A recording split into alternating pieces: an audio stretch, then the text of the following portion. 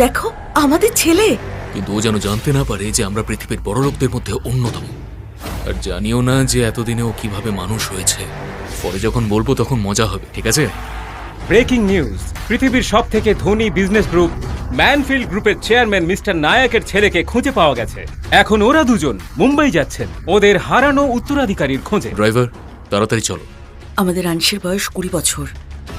কেমন ছিল ও, কিভাবে মানুষ হয়েছে, আমাদের ছেলেটা অনেক কষ্ট সহ্য করেছে।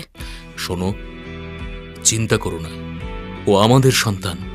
সুদ সমেত ওকে সব খুশি ফেরত দিয়ে দেব। ওর কোনো কিছুর অভাব রাখবো না। ঐশ্বর্যে ভরে যাবে ওর জীবন।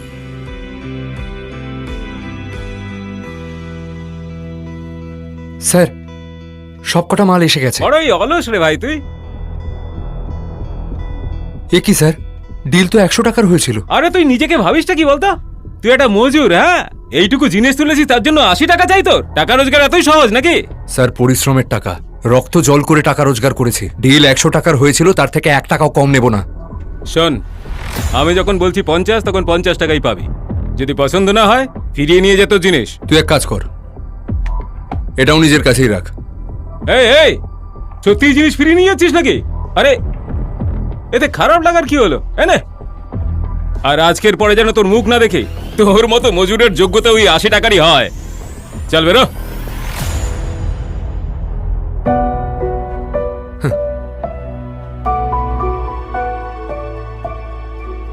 আংশ, আমরা তোর মা বাবা, তুই আমাদের ছেলে। এটা কি মজা করছেন আপনারা? আপনি বলতে চাইছেন যে আপনি আমার মা আর ইনি বাবা? হ্যাঁ, এই দেখ, এই যে লকেটটা তুই পরে আছিস সেটা আমি তোকে ছোটবেলায় পরিয়েছিলাম।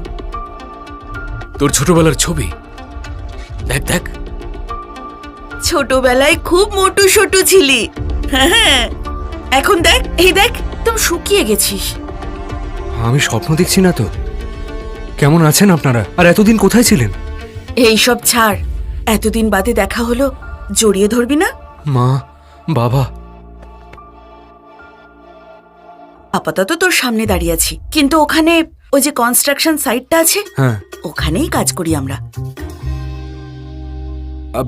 আমি তো ভুলে গিয়েছিলাম, আজ আমার নয়নার পরিবারের সাথে দেখা করার কথা। নয়না? নয়না কে? নয়না আমার গার্লফ্রেন্ড। পরের মাসেই আমরা বিয়ে করতে চলেছি। বাহ, তোমরাও আমার সঙ্গে চলো না? হ্যাঁ চল।